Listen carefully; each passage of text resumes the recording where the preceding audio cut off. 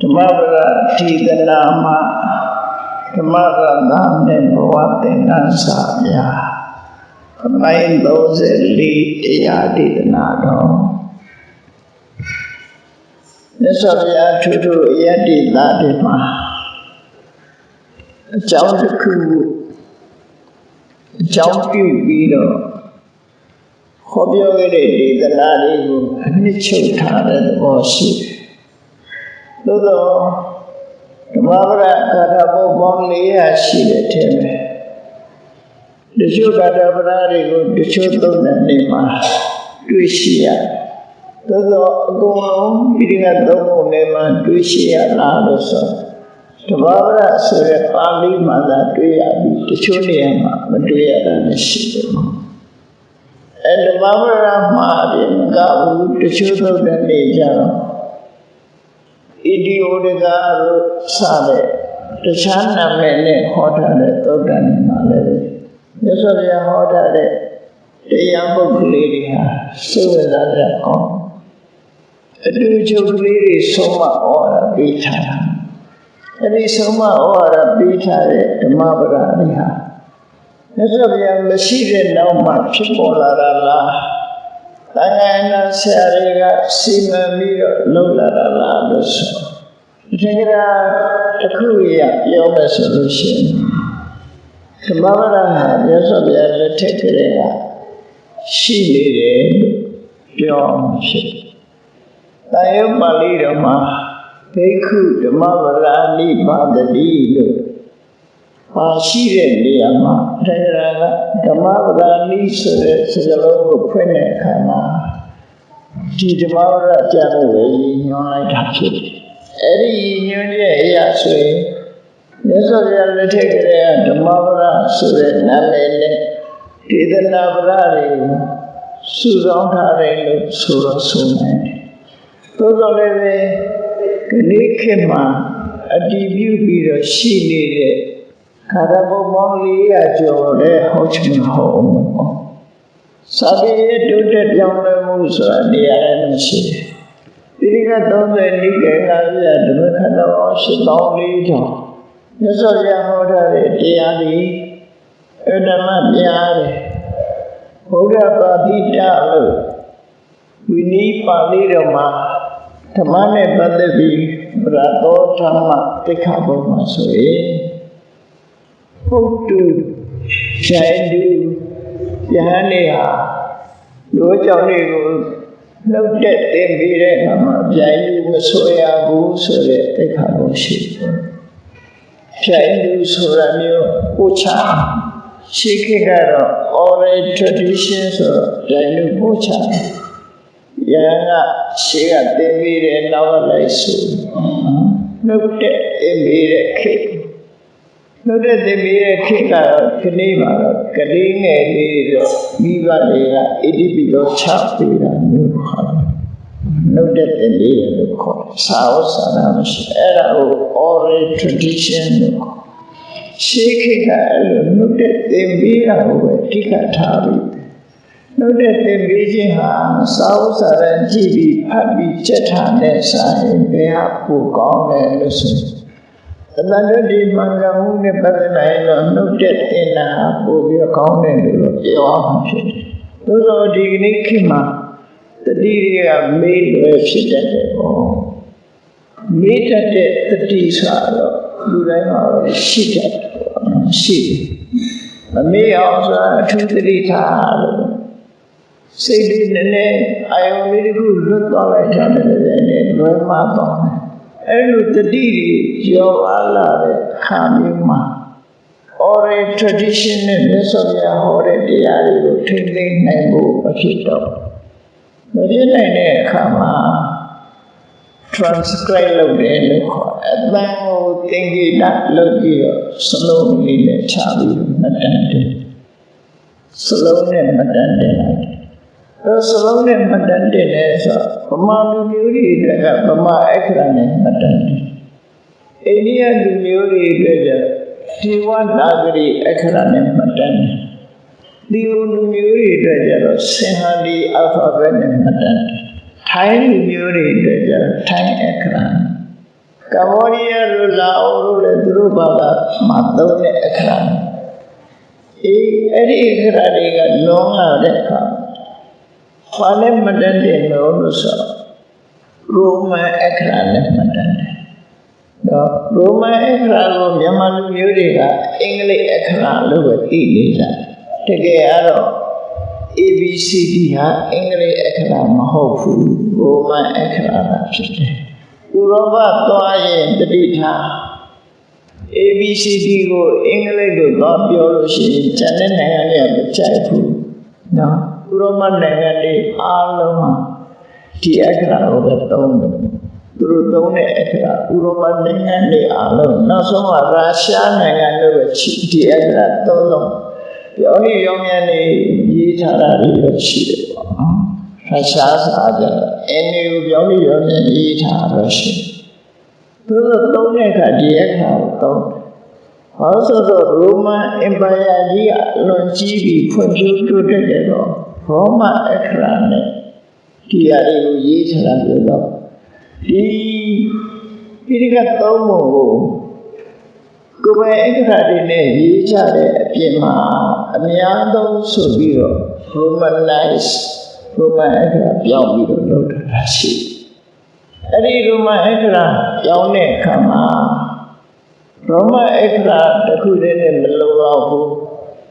အေးဆိုတာအတူလေးပဲရတဲ့အရှိမရဘူးပါဠိမှာအတူရှိတာကိုအတူရှိတော့အရှိလို့သိခြင်းဘောဘာလေးတင်အဲ့ဒီတင်တဲ့ဘာလေးကို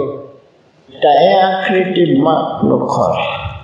အဲ့ဒီ diacritic mark တွေနဲ့တန်းကိုထိသွားတာဒါလောင်းလေးလားဒါ short လေးလားရှူလို့လည်းဒီလိုပဲဥစွာရှိတယ်ဥဆိုတာရှိတယ်အိုင်ကလည်းဤရှိတယ်ဤရှိတယ်အဲ့ဒါတွေdiacritic mark နဲ့သုံးသွားတာဒီပေါ့နော်အဲ့ဒါကို romanize ပါဠိလို့ခေါ်တယ်ဗမာနဲ့ပါသွားတော့ဆိုလို့ရှိရင်ဗမာ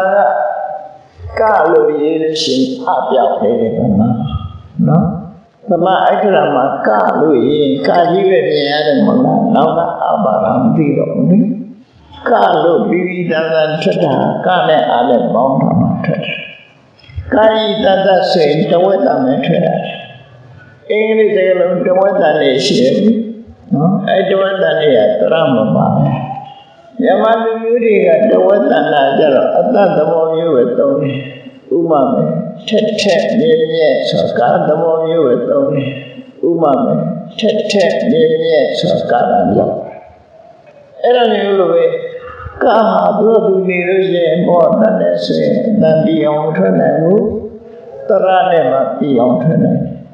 အဲ့ဒီရေးတဲ့အခါကျတော့ခင်းစည်းလေးတွေပြောက်သွားပြီးအားပေါ်မလားအေးကာကြတော့ရေးချလို့ပေါ်လာကိကြတော့ဤပေါ်လာကိကြဤပေါ်လာဇန်နရီပေါ်အားပါရိုမန်အခရာနဲ့ကြောင်းတဲ့အခါကျတော့အဲ့လိုမဟုတ်ဘူးအေးနေရာတိုင်းမတွေ့ဘူးနော်ကိနဲ့အေးနဲ့ပေါင်းတာမှသူကနှလုံးသလုံးမြင်ရတယ်ပေါ့ဗမာအခရာကျတော့တချို့ကတော့ပြောက်သွားတယ်အထူးသဖြင့်အားရပြောက်သွားတယ်နော်ဒီအောက်ရောက်သွားတယ်ပေါ့နောက်တချို့လုံးတွေကဆင်းလိုက်တယ်ဗမာရိုမန်ကျတော့မဆင်းဘူးရှေ့နောက်တီဝါလည်းပဲရှေ့နောက်ရှေ့ကလည်းနောက်ကလည်းဒါကြောင့်မို့ပုပ္ပလောမောပရလောမောဆိုတဲ့တရားတွေကဒီကိုအခရာရင်းနေကားကိုကြည့်ပြီးပြောတာဗမာပြည်ကျတော့အမောဟာချီအောက်ကဟာချီလို့ပြောမှာရှေ့လို့ပြောလို့မရဗမာကအထက်အောက်ထားတယ်ရှေ့နောက်ထားတာနှစ်ခုတော့ရှိဘာလို့ဆိုရင်နမောတတ္တမှာပါတဲ့တာရှေ့နောက်ထားတာနှလုံးတွဲပေါ့ပြီးတော့ညသဗ္ဗညုတင်ညာလာညနှလုံးတွဲအဲ့ဒါတော့ရှေ့နောက်ဇန္နရီအထက်အောက်ဗမာအခရာမှာအဲ့လိုအဲ့တော့ရိုမန်အခရာကျတော့ရှေ့နောက်ဒီကြီးပဲအကုန်လုံးအထက်အောက်ရေးရမရှိဘူးအကုန်လုံးခေါ်ပြီးတော့ရေးအဲ့တော့မြန်မာပါဠိနဲ့ရေးလို့တစ်မျက်နှာဆိုရိုမန်ပါဠိကျတော့တစ်မျက်နှာကိုတော့ဖြစ်သွားစလုံးတွေကတိုးဟောင်းပွားနော်ဗမာကျတော့အားတွေကမြုပ်ထားလိုက်တဲ့အခါကျ တော်လောက်သက်သာသွားမြမအခရာအဲ့တော့ဘယ်လိုပဲဖြစ်ဖြစ် transcribe လုပ်တဲ့ဆိုတာအားလုံးကဒီတန်ဒီလိုပဲကြကြဖတ်ကြအတန်သွားတူတယ်သို့တော့ဒီကမ္ဘာလုံးနဲ့မတူတဲ့မြမအတန်မြမတမှုကွယ်ပြားနေဒီကမ္ဘာလုံးနဲ့မတူတဲ့မြမအတန်ကဘာလို့ဆို၅တန်ရှိတယ်နော်အဓိကပြောလို့ဆိုရင်အတန်၅ခုရှိတယ်မတူဘာလို့ဆိုရင်စာလုံးစာလေးစာဝဲစာနေဆွဲဗမာကစလို့ဖတ်တယ် Romanes လို့တဲ့ပါဠိတွေတို့အိန္ဒိယတို့ဒီထိုင်းတို့ဒီဟိုတို့ကျန်တဲ့နိုင်ငံတွေကဘာဖတ်တယ်ကြာလို့ဖတ်တယ်အဲ့ဒါမျိုးသတိထားဖို့သူတို့တန်တယ်ဆိုကြာဥမာပဲဓမ္မစက္ကံဆိုရင်သူတို့ကဓမ္မကျက်ကံအဲ့ဒါစာဖတ်တယ်အဲ့ဒါနောက်မတူတဲ့အခါတကူကတော့ဘာလို့ဆိုတာနမောတတ္တရိုမန်ပါဠိတို့ဒီဟိုတို့ဘာလို့ထိုင်းတို့ရှိတဲ့နမောတတ္တဖြစ်တာစာလေးဖြစ်စာလေးကြတော့ချဆိုတဲ့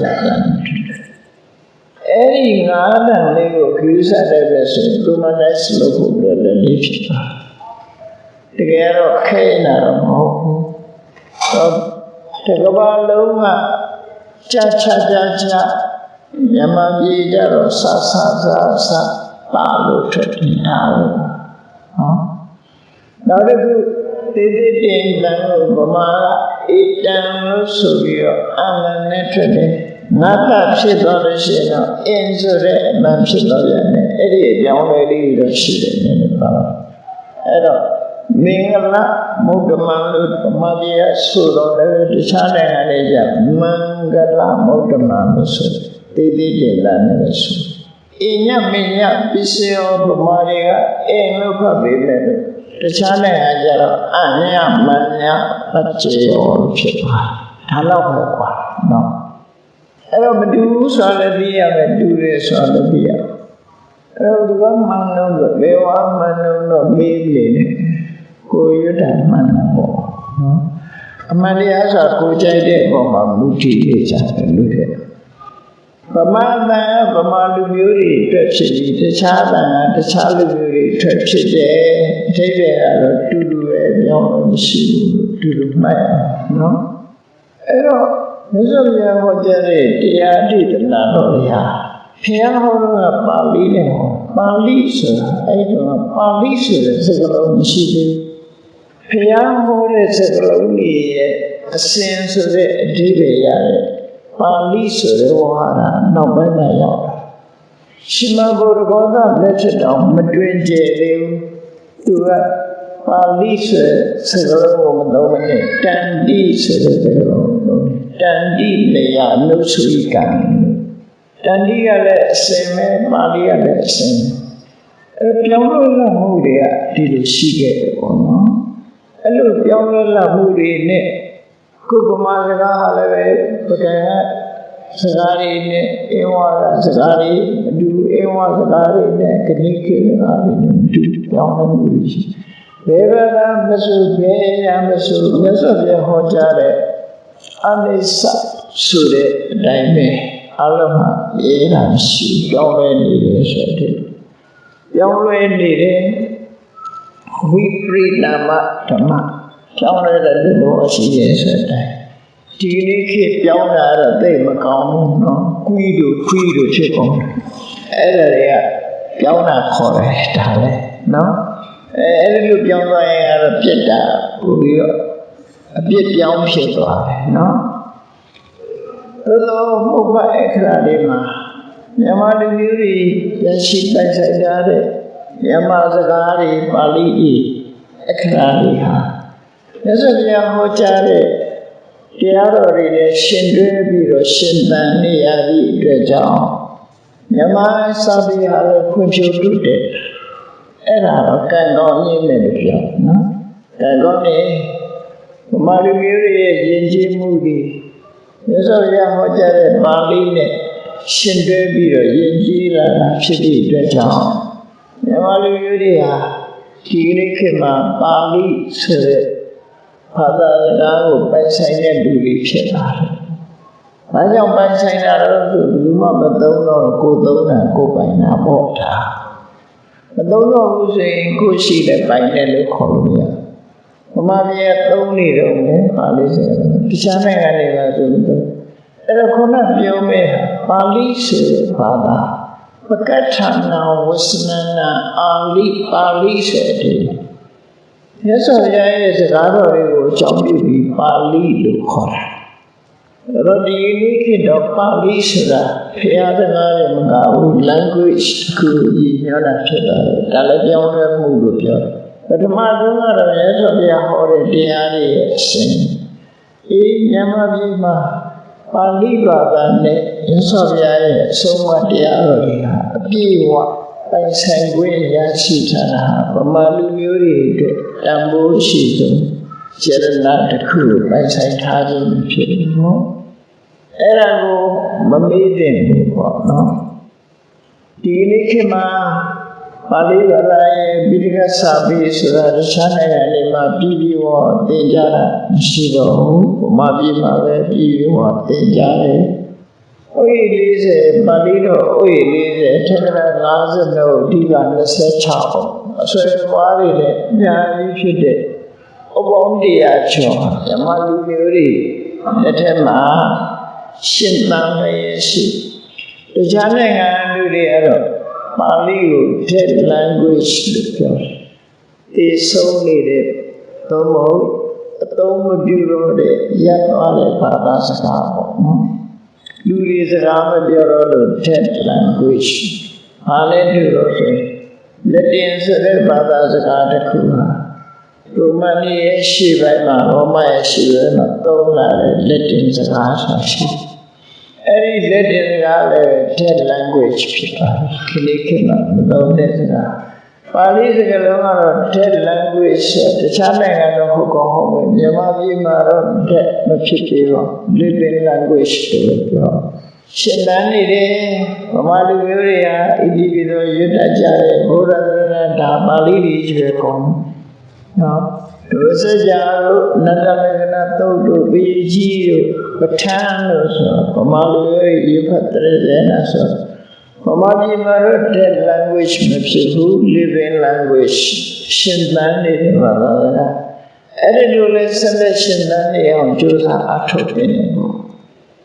စာပေကိုအဲ့လိုထိမ့်သိမ်းဆော့ရှော့လာခဲ့တဲ့မြန်မာလူမျိုးရဲ့လက်ထက်မှာတန်ဖိုးကြီးမားတဲ့အရာတွေကိုရရှိထားတာဖြစ်တယ်။ခေါ်လို့ပြောလို့လည်းမကုန်နိုင်ဘူး။နာယူမှတ်သားလို့လည်းမကုန်နိုင်ဘူး။အဲ့တော့မြတ်စွာဘုရားဆုံးမတဲ့စကားတွေဟာစီဝါရေးလည်းပါတယ်လူမှုရေးလည်းပါတယ်ကိုချင်းတရားပဲဆိုင်ရလည်းပါတယ်အားလုံးလူဘဝမှာလူရေးရတယ်အားလုံးဘဝရေးရတယ်ပြီးပြီးဆုံးဆုံးဟောထားတယ်။နောက်ဆုံးမှာဘဝကြီးကိုညီငွေလို့တကယ်ကိုလွတ်မြောက်ဖို့ကြိုးစားမယ်ဆိုရင်လည်းဝိပဿနာလမ်းကြောင်းပြီးပြီးနိဗ္ဗာန်တရားကိုဖော်ဆောင်ပေးထားတာ။မြတ်စွာဘုရားရဲ့ဆုံးမတရားပြည့်စုံဆုံးပဲလို့ထင်တော့နော်။အဲ့တော့ကိုယ့်ကိုဘုရားဘာသာဖြစ်တာကံကောင်းနေလို့ပြောဖြစ်ယုံနေနဲ့ကံကောင်းတယ်လို့မတွေ့ကြလေနဲ့မြတ်စွာဘုရားဟောထားတဲ့တရားတွေငါဘယ်လောက်သိတယ်လဲဆိုတဲ့ပုံမှာကိုယ့်ကိုကံကောင်းရင်မကောင်းရင်တိုက်တာဖြစ်တယ်နော်။အားကြောင့်လို့ဆိုရင်ဘုရားဘာသာဟာပူဇော်ပြီးဆုတောင်းရတဲ့ဘာသာမျိုးမဟုတ်ဘူး။မြတ်စွာဘုရားဟောတာတွေကိုသိမှတ်သားပြီးလက်တွေ့ကျင့်သုံးရမယ့်ဘာသာတရားမျိုးသာဖြစ်တယ်။ကိုယ်ဝိတဲ့ဘာသာကိုယ်ဝိရင်ကိစ္စပြီးတယ်လက်တွေ့ကျင့်သုံးရမယ့်ဘာသာကြတော့ကိုယ်ဝိနေုံနဲ့ဘာမှကိစ္စပြီးမှာမဟုတ်ဘူးလက်တွေ့ကျင့်သုံးရမှာဖြစ်တယ်အဲ့ဒါလေးကိုတော့မမေ့ချလေနဲ့ဘုရားဘာသာဖြစ်ပြီးတော့ဆုတောင်းရုံလေးနဲ့ကိစ္စပြီးနေလို့ရှိရင်တော့ဒါတလွဲလုံးနေတာပဲဖြစ်ပေါ့နော်ဒီကြည်မြတ်စွာဘုရားကဓမ္မဝရဒေသနာမှာခါရမောလေးဟာကျော်နဲ့ဘဝသင်္ကန်းစာတွေကိုပြီးတော့ဘ ဘဝသင်္ကန်းစာလေးပြီးတဲ့အရာတွေအားလုံးကလက်တွေ့ကျင့်လို့ရတာတွေစိတ်ကူးရင်လည်းပြောတာတခုမှမရှိဘူး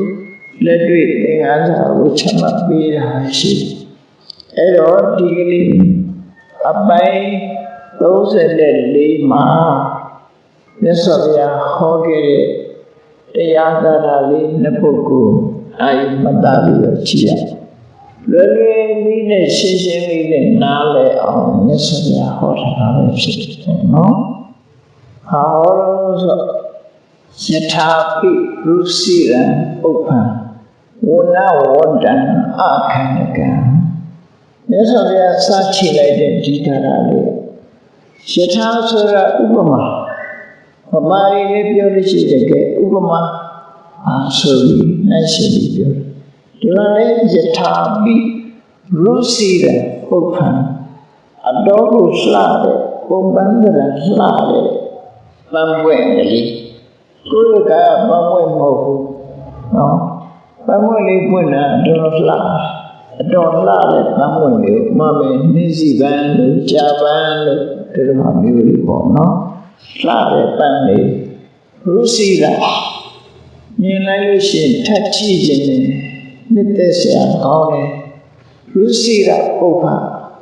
အလုံးနှစ်သက်စရာကောင်းတဲ့ပန်းပွင့်လေးတဲ့အဲ့ဒီပန်းပွင့်လေးကဘာအယောင်လဲလို့ဆိုဝန္တံအစင်းရောင်ကလည်းလေးရဲ့မျက်စိနဲ့ပတာရရှိတဲ့အစင်းရောင်လို့သူဆိုလို့လှပတဲ့အစင်းနဲ့ဆင်းရတယ်တော့ရိုးရိုးကြီးတစ်ခါကြည့်ပြီးဤသွားတဲ့အစင်းမျိုးမဟုတ်ဘူးလှပတဲ့အည်သွေးရှိတဲ့အစင်းသို့သောအဲ့လို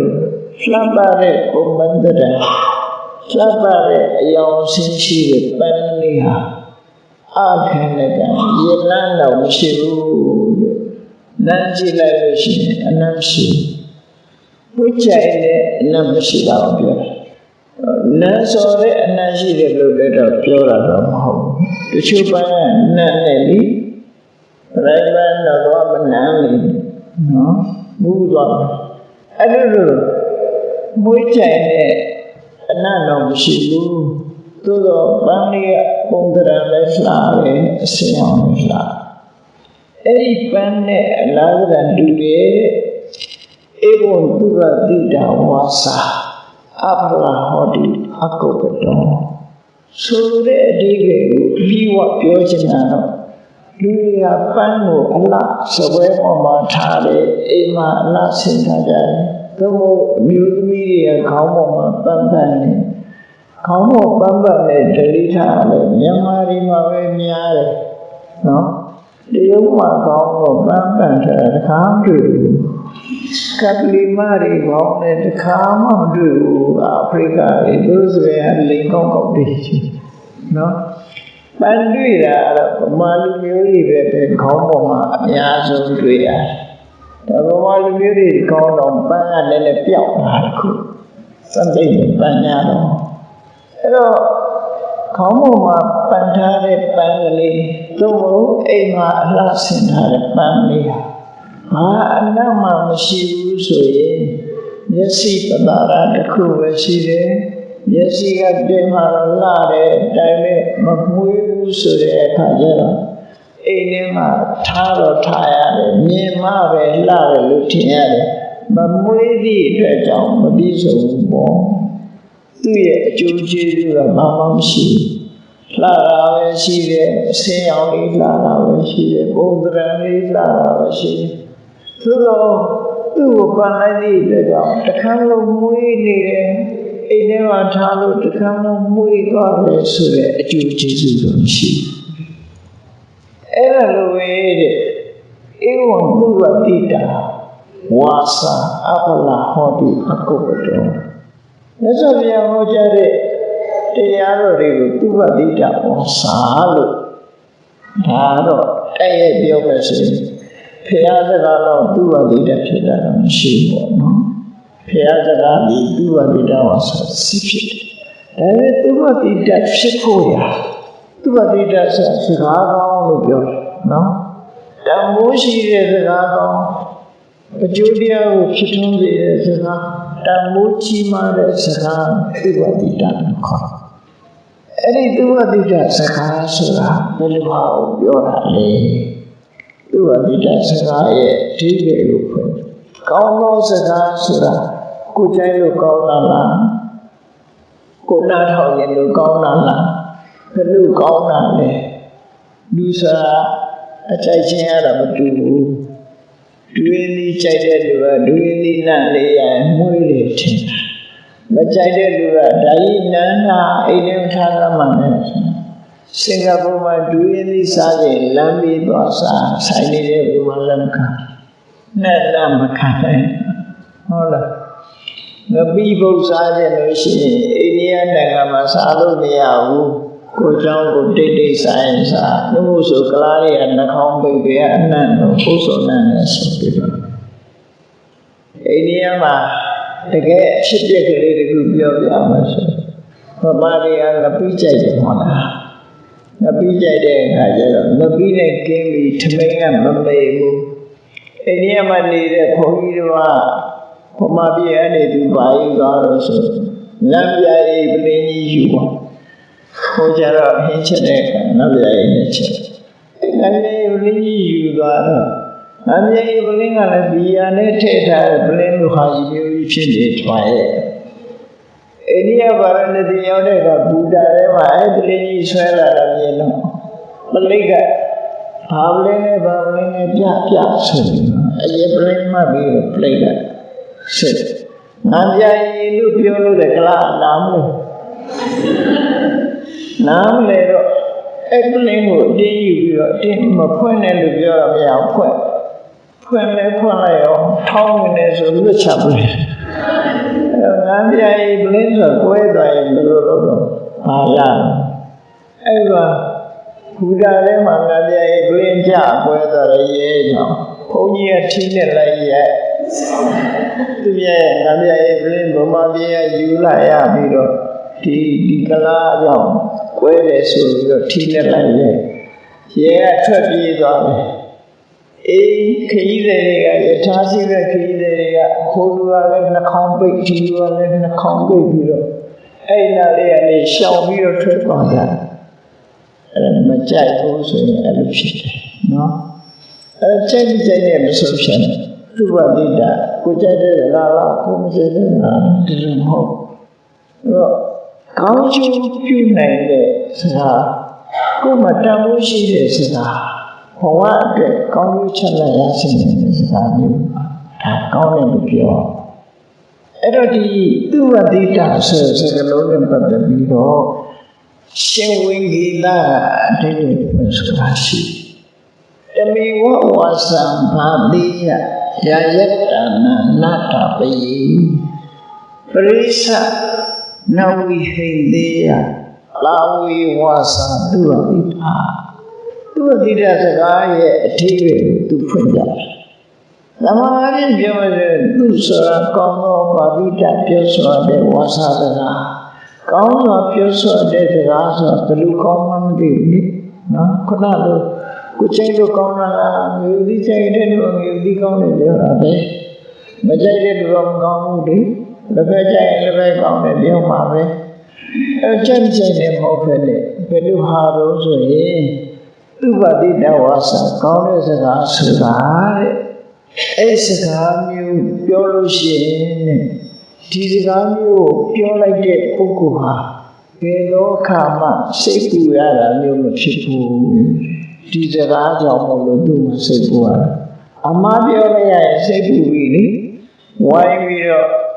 အခုခေတ်ကပို့ဆိုနေ Facebook ထဲမှာဝိုင်းပြီးတော့ပတ်သားကြတယ်စကားတကောင်းမှလို့ရှိအဲ့တော့သူများကိုထိခိုက်တဲ့စကားကိုယ့်ကိုထိခိုက်တဲ့စကားမျိုးမဖြစ်ဘူးဆိုရင်သူ့ဘာတိတာဝါစာနောက်ပြီးတော့ပရိစ္ဆနဝိဟိတေသူ့ဘာကိုထိခိုက်အောင်လုပ်တယ်မဟုတ်ဘူးကိုဆိုလိုတဲ့တဲ့ကိုလည်းမထိခိုက်ဘူးသူ့ဘာကိုလည်းမထိခိုက်ဘူးကိုအတွက်လည်းအကျိုးရှိတယ်သူများအတွက်လည်းအကျိုးရှိတယ်ဆိုတဲ့စကားမျိုးဒီ နာဝီဝါစာဒုဗတိတာအဲ့ဒီကလည်းဒုဗတိတာစကားလို့ပြောတာတဲ့ဒါရှင်ဝင်ကြီးတာဒီအဓိပ္ပာယ်ကိုဖွင့်ဆိုတယ်နော်လက်ဆောင်ပြန်စကားပြောလို့ရှိရင်တဲ့ဒုဗတိတဝါစာပဲပြောရမယ်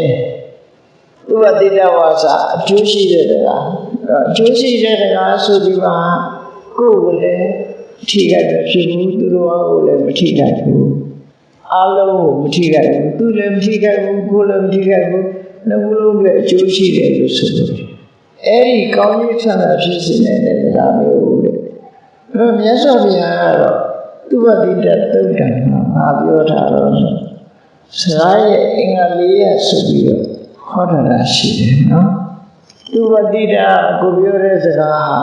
ဘယ်သူမှမထိခိုက်အောင်ပြောရမယ်ကိုယ်လည်းမထိခိုက်ရဘူးဒါကောင်းတဲ့စကားဖြစ်တယ်ပေါ့အဲ့ဒီသိကြတာဘုရားဟောတာမှတ်ဖို့စကားပြောပြီးဆိုရင်မြတ်စွာဘုရားရဲ့တရားတော်တွေလက်တွေ့ကျင့်တော်ရတော့နော်လက်တွေ့ကျင့်တော်ရဆိုကိုယ်နှုတ်ကလေးကိုကိုယ်နိုင်အောင်ကြည့်ကိုယ်စကားပြောတဲ့အခါမှာစဉ်းစားပြီးတော့ဘာနဲ့ပြောရမလဲဆိုကိုယ်ကိုဒိဋ္ဌံထားမန္နာဝသာပြောမယ်မမနာဝမပြောဘူးမန္နာဝသာပြောမယ်ဆိုတာတခုမနှုတ်မနဲ့အကျိုးမရှိဘူးဆိုတဲ့စကားရှိသေးတယ်လေမနာအကျိုးမရှိဘူးဆိုလမ်းပေါ်မှာကားလေးသွားနေကြပြီမှန်တော့မှန်ဘူးလားဘာအကျိုးရှိအကျိုးရှိဒီပင်နေရာမြည်ဖို့ပေါက်တယ်မမှန်ဘူးလားဘာအကျိုးရှိငါးတွေအကြီးတဲ့ကူးနေကြတယ်မမှန်ဘူးလားဘာအကျိုးရှိအကျိုးရှိမလုံးမှန်တဲ့အကျိုးရှိရင်လည်းပြောမလို့မှန်လဲမှန်ရမယ်နောက်ပြီးတော့အကျိုးလည်းရှိရမယ်မှန်ကန်ရမယ်အကျိုးရှိရမယ်နောက်တစ်ခုကျတော့ဘာလို့ဆိုရင်စကားပြောပြီးဆိုလို့ရှိရင်မှန်တာလည်းဖြစ်ရမယ်အကျိုးရှိတာလည်းဖြစ်ရမယ်သို့တော့ပြောချင်တဲ့နဲ့ပြောမှစကားဟာတန်ဖိုးတက်တယ်မပြောမဲ့အချိန်တော့ပြောရင်လည်းတန်ဖိုးမတက်ဘူးဒါကြောင့်မြတ်စွာဘုရားကအေးမင်းပြောရင်မှန်တာလည်းပြောရမယ်အကျိုးရှိတာလည်းပြောရမယ်ပြောတဲ့အချိန်ရောက်တာလည်းဖြစ်ရမယ်ဟုတ်ပြောတဲ့အချိန်ရောက်မှပြောဟုတ်ပြီပြောပြီဆိုရင်ဘယ်လိုပုံစံနဲ့ပြောမလဲရိုင်းဆိုင်ပြောမလားမဟုတ်ဘူးယဉ်ကျေးဒေမှုဝိစကလုံးကိုရွေးပြီးတော့ပြောတဲ့နော်ပြောပြီဆိုရင်ယဉ်ကျေးပြောစိတ်ထဲကဘယ်လိုထားရတော့ဆို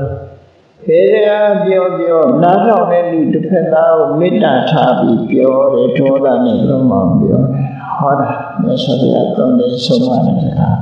နော်မန္တရာဥသာပြောမယ်ပြေတော့မှလေးမြမပြောဘူးမှန်လို့လည်းပဲအကျိုးရှိမှပြောမယ်အကျိုးမရှိရင်မပြောဘူးမှန်လည်းမှန်တယ်အကျိုးလည်းရှိတယ်ပြောတဲ့အချိန်ရောက်မှသာပြောမယ်ပြောတဲ့အခါမှာလည်းပဲရိုင်းဆိုင်တဲ့ပဲပြောဘူးလူညံ့ရေးကြည့်ပြောမယ်ဟုတ်ပြီစိတ်ထဲကလည်းပဲဒေါသဘလို့မုန်းတာတဲ့စိတ်တွေနဲ့ဂျင်းထဲလို့မပြောဘူးနော်မေတ္တာစိတ်နဲ့ပြောတယ်ဒါဆိုပဲနော်ခုပြရတဲ့ပေါ်ဂျင်းနဲ့မကောင်းဘူးပြီးတော့ဆန့်တယ်အဲ့လိုမလုပ်ဘူးလို့ဆိုလို့နော်ဒီ၅မျိုးသူဝတိတဝါစာအဲ့ဒီသူဝတိတဝါစာကိုမြတ်စွာဘုရားပြောခိုင်းပြီးတဲ့အခါမှာဣယေဝဘာတိယနောအပိယသူပြောတဲ့စကားကိုလူတွေမျက်နှာပဲကောင်းတဲ့စကားပဲပြောတယ်မုန်းစရာစကားပဲမပြောနဲ့သစ္စာယေဝအမှန်ကိုသာပြောအလိကလွဲမှားတာတွေပြောနေဓမ္မယေဝဘာတိယနောအတ္တတရားနိလန်းချပြောတယ်တရားနိလန်းဆက်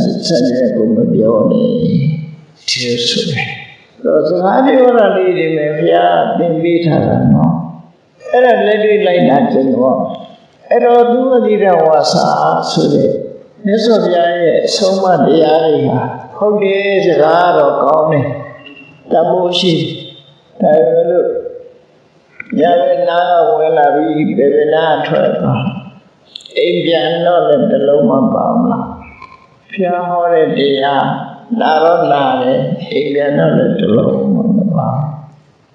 တရားနာတော့ကလေးကနာယူမသားတဲ့အချိန်တုန်းကရေအိုးကြီးမောက်ထားသလိုတွေးရတယ်တွေးပြောတဲ့စကားနားတယ်တခုမှမဝင်ဘူးတဲ့အဲ့လိုဟာလည်းရှိသေးတယ်နော်အေးနားရတော့ဝင်နေဒါပေမဲ့လို့တရားနာတဲ့နေ့ဟာအိမ်ထပြန်လိုက်တဲ့ကုန်ကြံရည်တဲ့အဲ့ဒါလည်းတခုရှိတယ်အဲ့ဒါမျိုးမဖြစ်စေရဘူးလို့ဆိုလို့အဲ့ဒါမျိုးဖြစ်သွားလို့ရှိရင်ဧဝံသူဝတိတာဝါစာအဖလာဟောတိအကုဘတောစကားဘလောက်ကောင်းကောင်းခုနပြောတဲ့မြတ်စွာဘုရားဟောတဲ့ကဘလောက်ကောင်းလို့မှန်တယ်ပဲပြောမယ်မှန်တော့လေအကျိုးရှိမှပြောမယ်ဆိုတာတွေကအလွန်ကောင်းတာပဲလေအဲ့ဒီအလွန်ကောင်းတာကိုမလိုက်တာပဲနဲ့လေပြောတာအကျိုးမရှိပဲနဲ့ပြောတာတို့ဒါမျိုးတွေလုံးနေတာမလိုက်နိုင်ရောက်တယ်အဲ့ဒီမလိုက်နိုင်ရရောက်တဲ့စဉ်မြတ်စွာဘုရားရဲ့အဆုံးအမတရားသည်နားထောင်ရုံတော့ကောင်းတယ်နော်နားထောင်လို့ကောင်းတယ်ဒါပေမဲ့အကျိုးသက်ရောက်မှုမရှိဘူးဆိုလို့ရှိရင်ခုနကအသင်္ကရဏီတော့လှပါရဲ့အစင်းရောင်လေးရတယ်လှပါရဲ့အနမ်းမရှိတဲ့ပန်းအိမ်မှာထားသလိုဟာမှကောင်းချလိုက်ရမှာမဟုတ်ဘူးမလိုက်တာဘူးဆိုရင်အကျိုးရှိဘူးလို့ဆိုလို့နော်စာတခြားလူတခြားဤရတခြားလုံးတာတခြားဆိုတာမျိုးဖြစ်ပြီးတော့တမှုရှိဘူးမြတ်စွာဘုရားကပူဇော်ပန်းနာမှုဆုတောင်းမှုဖျားမှာမဟုတ်တာလူတွေကနတ်ကိုးဝဲတဲ့ဘဝကလာလို့အကျင့်ပါလို့ဖျားထိုင်ဆုတောင်းလို့ကြတယ်ကတော့လောက်ခိုင်းတာပဲလေမကောင်းလည်းကဲခုနလိုမနာဝဇပြောနေပြောနေဆိုလောက်ကောင်းနော်ပြီးတော့အကျိုးရှိမှပြောမှန်နိုင်လည်းပြောနေအကျိုးရှိမှပြောအကျိုးမရှိလည်းပြောနေလောက်ကောင်းဇတ်တက်တော့သက်သာသေးနော်အခုတော့မဟုတ်တာရောဟုတ်တာရောဇတ်နှလုံးကထွက်လာတဲ့များအကုန်လုံး Facebook ပေါ်ရောက်လာတဲ့အခါဟိုအဆဲဒီအဆဲအကုန်လုံးဖြစ်နော်အကုန်လုံးဖြစ်အဲ့တော့လူကြီးတွေပို့ဆိုးတွေကြီးတဲ့လူပြောတဲ့စကားပို့ပြီးတော့လူကြီးများတယ်ပေါ့နော်အဲ့ဒါလိုမဖြစ်ရအောင်ကိုပြောတဲ့စကားကိုကိုစင်စင်ချင်းချင်းရှင်ရဟုလာကိုသွန်သင်တဲ့အခါမြတ်စွာဘုရားဘယ်လိုသွန်သင်နော်ရှင်ရဟုလာကိုသွန်သင်တာပြောတော့မယ်ဆိုရင်စဉ်းစားမပြောခင်ကစဉ်းစားပြောနေတော့လည်းစဉ်းစားပြောပြီးတော့လည်းစဉ်းစားတဲ့ကိုပြောမဲ့စကားနဲ့ပတ်သက်ပြီးတော့ဘာလို့စဉ်းစားမှာတော့ဆိုရင်ငါပြောတဲ့စကားသူများကိုထိခိုက်သလားငါ့ကိုထိခိုက်လားကျိုးရှိရစဉ်းစားတဲ့အဲ့စဉ်းစားပြီးမှပြောပြီးရင်လည်းထပ်စဉ်းစားသုံးခါစဉ်းစားခိုင်းအဲ့ဒါဆိုရင်တော့မှလွဲမှာရှိလို့ဆိုနော်အဲ့လိုကိုယ့်ရဲ့ဝစီကံကိုအကောင်းဆုံးဖြစ်အောင်လေ့ကျင့်သင်ကြားမြတ်စွာဘုရားဟောတဲ့တရားတွေကအဲ့လိုလေ့ကျင့်ရမှာဖြစ်တယ်အဲ့တော့ဘုရားဘာသာဖြစ်ပြီးမြတ်စွာဘုရားရဲ့ဆုံးမတွေကိုတော့လာယူပါတယ်သို့သောနှလုံးမှမလိုက်နာဘူးလှုပ်ထနဲ့တလွဲစီဆိုရင်ဧဝံသူဝတိတဝါစာအဖလာဟောတိအကုဘတောအကျိုးရှိဘူးကောင်းရချမ်းသာရလာမှာမဟုတ်ဘူးအဲ့ဒါကြောင့်မို့လို့မြတ်စွာဘုရားသွန်သင်ဆုံးမတယ်ကောင်းတဲ့စကားပဲဖြစ်ဖြစ်ထောင်တန်တဲ့စကားပဲဖြစ်ဖြစ်မလိုက်နိုင်ရင်အကျိုးမရှိဘူးလိုက်တာမှအကျိုးရှိတယ်ဆိုတာပြောလို့ရမယ်နော်လိုက်တာမှအကျိုးရှိတယ်အဲ့ဒါကိုနောက်တစ်ခုကယထာပိရုစီရံပုပ္ပံဝနဝန္တံသခန္ဓကံဧဝံသူဝတိတဝါစာသဖလာဟောတိကုက္ကတောခုနလေးပဲနားလဲပြီးသားဖြစ်သွားဥပမာမယ်မန္လိကအသင်္ကရံလေးနှစ်သက်ဆရာကောင်းတယ်အစင်းအောင်လေးကလည်းနှစ်သက်ဆရာကောင်းတယ် ရှင်နာလေးကလည်းမွေးကြိုင်နေတယ်အဲ့ဒီပန်းလို့ပဲမြတ်စွာဘုရားဟောထားတဲ့တရားတွေဟာပင်ဝါအချင်းရှိကောင်းတာကောင်းတဲ့အတိုင်းလိုက်နာပြီးတော့ကျင့်ရရုပ်ကိုအထောက်မယ်ဆိုလို့ရှိရင်တော့ဒီလူဝတိတာဆိုတဲ့စကားဟာကောင်းကျိုးချမ်းသာတွေကိုရရှိနိုင်တယ်လိုက်နာကျင့်လို့တဲ့ပုဂ္ဂိုလ်တွေဘယ်ဒီအောင်ကောင်းကျိုးချမ်းသာရနိုင်လို့ဆိုရင်ကိုယ်လုံးတဲ့အတိုင်းတာတစ်ခုရကောင်းရသူတွေကိုရောက်ချင်းနော်မြတ်စွာဘုရားဆုံးမတဲ့လိုက်နာခြင်းကြောင့်ဥပမာမြတ်စွာဘုရားဟောတယ်သဗ္ဗပပတ္တအကရဏအကုသိုလ်မန္တရာမလုံးနဲ့ကုသလတုပသဝရံကုသိုလ်မန္တရာကုသနာမှာပြည့်စုံအောင်ကြိုးစားသစိတ်တပရိယောဒနာကိုယ်စိတ်ကိုရှင်းရှင်းအောင်ထားလို့ဆိုပြီးတော့ဆုံးမတယ်လေအဲ့လိုကောင်းတဲ့တရားပဲရှိမလုံးတဲ့နဲ့လုံးတဲ့ရှောင်ရမှနဲ့ဆောင်ရမှကုခွဲဟောအဲ့တော့ကိုကနာတော့နာတယ်ရှောင်ရမှမရှောင်ဘူးဆောင်ရမှမဆောင်ဘူးဆိုရင်ခုနကမမွေးတဲ့ပန်းလိုပဲဘုရားဟောတာကမှားတာမဟုတ်ဘူးမလုံးတဲ့လူအတွက်အကျိုးရှိဘူးပြောတယ်နော်မလုံးတဲ့လူအတွက်မမွေးတဲ့ပန်းလိုဖြစ်သွားမယ်မြတ်စွာဘုရားတရားတော်ကတော့အမြဲတမ်းမွေးကြိုင်နေမှာပါသူမရလိုက်တဲ့အနံ့ပေါ့လို့ပဲပြောဧဝံသူပတိတဝါစာသဗ္ဗလာဟောဒီကိုတော့လိုက်နာပြီးကျင့်ကြံကြဖို့အထောက်ပဲဆိုလို့ရှိရင်တော့ဒါကောင်းကျိုးချမ်းသာရမှာပဲဒါဓမ္မဝရထေသနာအားလေးနှစ်ပုဒ်လူတွေရဲ့ဘဝခိုင်လိုက်ပြီးတောင်းတဲ့ဆုံးမတာဖြစ်တယ်ဒီတရားကိုဒေါဝရထေရမှာတော့ဘုသူ့အကြောင်းပြုဟောတယ်ဆိုသတ္တပါဠိဥပဒကကိုအကြောင်းပြုဟောတယ်တကယ်စလမ်းဖတ်ကြည့်တော့သတ္တပါဠိပါရသူ့အကြောင်းပြုတာကမဟုတ်ဘူးနော်အကြောင်းပြုတာကဘုသူတော်လို့ဆိုလို့ရှိရင်အတူလေးပြောရမယ်ဆိုရင်သာဝတိပြုမှာပတိတရိကောသလမင်းကြီးရှိတယ်ဘုရားတရားကိုချီးကျူးတယ်သူအဲ့ဒီမှာတောင်ကြီးမြို့ကအနာဂံဖြစ်ပြီးပိဋကတ်သုံးပုံကိုတက်ကျွမ်းတဲ့သတ္တပါဠိဆိုတဲ့ဥပဒကရှိတယ်သူကဆေရုံကျောင်းမှာဘေးကြီးမလာခဲ့သူကချွတ်တင်ပြီးတော့ဖះရှိရောက်နေဖះနီးနားမှာဒူးတိုးပြီးတော့မြတ်စွာဘုရားဟောတာကိုနားထောင်နေတဲ့အချိန်အဲ့ဒီအချိန်မှာဘီရင်ကြီးရောက်လာဘီရင်ကြီးရောက်လာတဲ့အခါသတ္တပါဠိအနာဂံဥပဒကကြီးကသတ္တပိဋကကြီးဆိုစဉ်းစားတယ်အကယ်၍ဘီရင်လာတာကိုထားပြီးတော့ခရီးကျဆိုလိုက်ပဲဆိုရင်မြတ်စွာဘုရားကိုကြုံပြရမှာလေအဲ့တော့မြတ်စွာဘုရားနဲ့ဘီရင်ကဘယ်သူမြတ်တုံးဆိုဘုရားမြတ်တာပေါ့အဲ့တော့မြတ်တဲ့ပုဂ္ဂိုလ်ရဲ့ရှေ့မှာနေပြီးတော့မမြတ်တဲ့လူကိုထားကြိုလို့ရှိရင်သူဟာလောကကျင့်ဝတ်မှာဆန့်ကျင်တဲ့ကြီးဖြစ်တယ်ဒါပေမဲ့ဒီနေ့ခေတ်မှာတော့ဘုန်းကြီးနာထိုင်နေပြီးလူတွေတိုင်းထားကြိုတယ်လူတွေပြေးနော်အဲ့ဒါမကြိုးရဘူးအဲ့ဒါမျိုးဒီဟာဇလန့်အရာလားဟုတ်လားဆိုလိုတာကဘုန်းကြီးတဲ့မြတ်တဲ့ပုဂ္ဂိုလ်လာရင်တော့ထားကြိုလို့ရတယ်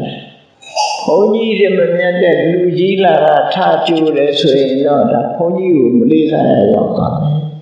ဟောသတ္တပန္တိကကြည့်သူသိတယ်ဒီဘီကြီးကအသိဉာဏ်ရှိရင်တော့ငါ့ဘောစိတ်ဆိုးမှာမဟုတ်ဘူးတဲ့အသိဉာဏ်မရှိဘူးဆိုငါ့ကိုစိတ်ဆိုးမှာပဲသူလာရင်မကြိုကောင်းလားအဲ့တော့သိတဲ့ပုဂ္ဂိုလ်ကစိတ်ဆိုးမသိတဲ့ပုဂ္ဂိုလ်ဆိုစိတ်ဆိုးသို့တော့ဘီကြီးကလည်းလက်ဘိန်းတော့လေတော့ထောကံမူလဓာတုကောတဲ့နည်းနည်းလေးတုံးနေတယ်အဲ့ဒီဘီကြီးကိုစာထဲမှာရေးထားတာနော်သူစိတ်ဆိုးတယ်ငါလာတာတောင်မှဒီလူကမထားဘူးဆိုပြီးစိတ်ဆိုးတယ်ဆိုတာသိသိတာလေဒီမျက်နှာပြက်သွားအဲ့ဒါကိုမြတ်စွာဘုရားကွက်ခနဲ့ကြည့်သိလိုက်တယ်သိလိုက်တော့ဘုရင်ကြီးထိုင်နေပြီးတော့ဘုရင်ကြီးစိတ်ပြေအောင်လို့ပြောတော့ဆိုရင်မင်းကြီးရဲ့ဒီဥပဒကအနာဂံနဲ့ပိဋကတ်သုံးပုံဆောင်တဲ့သတ္တပိဋကပုဂ္ဂိုလ်ကြီးသူစကားချင်မှလည်းဘုရင်ကြီးကလည်းနည်းနည်းတော့ဒေါသပြေသွားရှင်းတဲ့တော့မဟုတ်နည်းနည်းတော့ပြေသွားတယ်နော်ဒီလူကြီးကတမန်လူမဟုတ်ဘူး Sada Beta Jesus, the Nera Kiba. Any Shipik Buddha. Now ye Jaro, Sadavani, Ubadaga, me, Nana, Shapiro. Panasi, Tisa, we are qua. Being a Damania do with Cocaine. Cocaine, being a chorus or tiny villa, lead you to being a chorus, let your Tigo way, and I go chip you, being a noble. And I will be in your cheek. Holy Yao, being she cut out whenever being your. Oh, Panat should be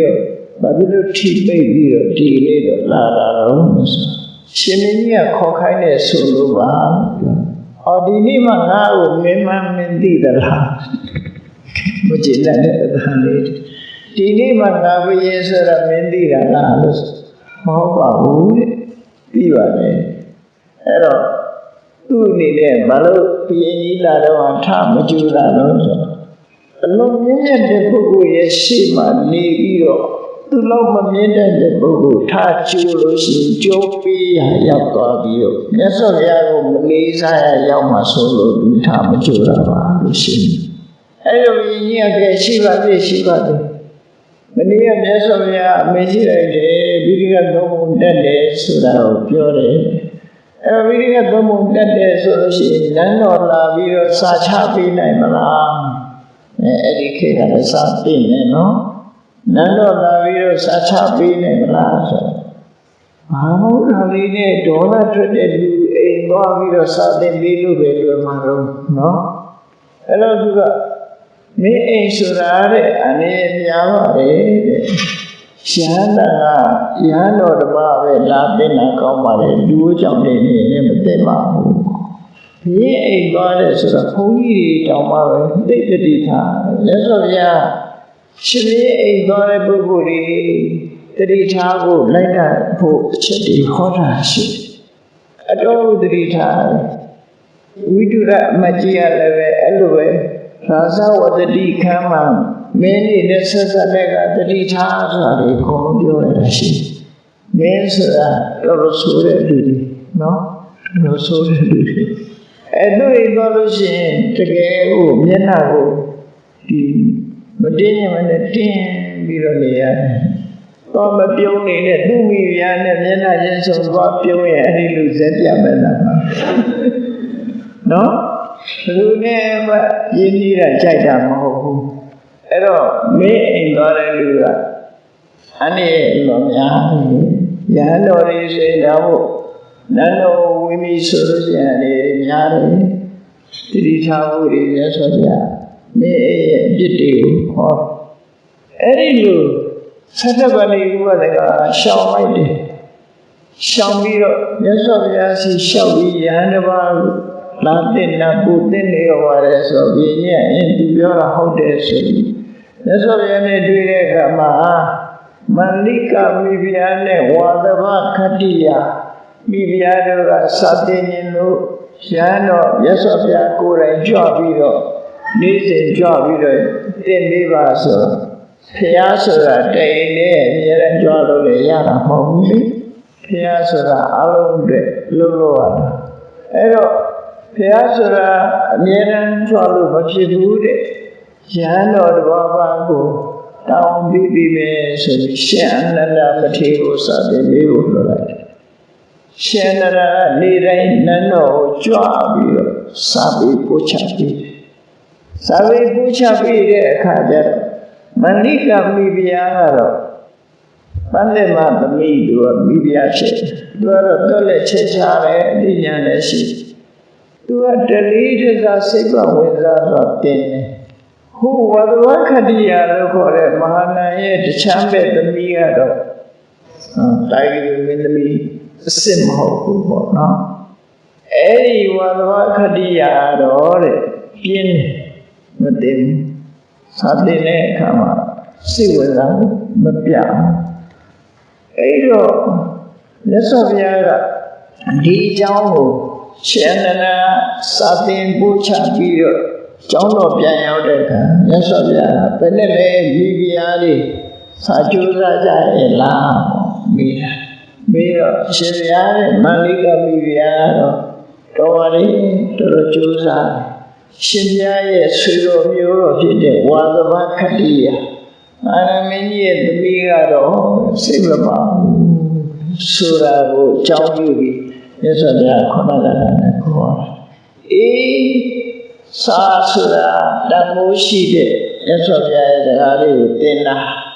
လိုက်နာကျင့်သုံးပြီးအကျိုးရှိအောင်လုပ်နိုင်တဲ့ပုဂ္ဂိုလ်မှာအကျိုးရှိပါတဲ့အကျိုးရှိအောင်မလုပ်နိုင်တဲ့ပုဂ္ဂိုလ်မှာလောက်ပဲစကားကကောင်းကောင်းအကျိုးဖြစ်ထွန်းလာမှာမဟုတ်ဘူးဆိုရင်ဘဝသင်္ကန်းစာကိုပေးတာဖြစ်တယ်ပေါ့ဒါကြောင့်မို့ဓမ္မပဒဒေသနာမှာဓမ္မရတနဲ့ဘဝသင်္ကန်းစာများစွာဒီနေ့အထိသင်္ကန်းစာကိုမသားကြဖို့ပေါ့နော်ဘာပဲဖြစ်ဖြစ်ဘလောက်တန်ဖိုးရှိတဲ့စကားပဲဖြစ်ဖြစ်ကိုယ်တိုင်လည်းတွေ့ချက်သုံးမှသာလေတန်ဖိုးရှိတယ်မလိုက်နာဘူးမကျင့်သုံးဘူးဆိုရင်တန်ဖိုးတက်မှာမဟုတ်ဘူးဆိုတာလေးကိုနိုင်မှတ်သားပြီးကိုယ်ရဲ့ဆောင်ဟောကြားတော်မူတဲ့အဆုံးအမတရားတော်တွေကိုတို့တွေလိုက်နာကျင့်သုံးကြရမှာဖြစ်တယ်လို့ကိုယ်စီသဘောပေါက်နားလည်ပြီးကျင့်ကြံကြိုးကိုပွားများအထောက်တော်မူနိုင်ကြပါစေကုန်သတည်း